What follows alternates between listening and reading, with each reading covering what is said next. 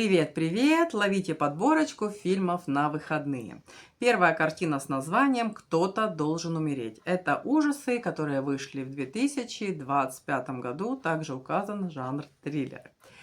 Второй фильм с моей подборочки называется «Вернуть воспоминания». Эта картина вышла в 2023 году в жанре триллер. Третий фильм с названием «Нож правды», который вышел в 2025 году в жанре триллер, криминал. Четвертый фильм с названием «Сторонники», который вышел в 2007 году в жанре триллеры, ужасы, детектив. Завершает подборочку картина с названием «Правда или ложь». Этот фильм вышел в 2024 году в жанре триллеры, также указан жанр ужасы. Поэтому приятного просмотра, буду благодарна за подписку и лайки. До следующей встречи, пока-пока!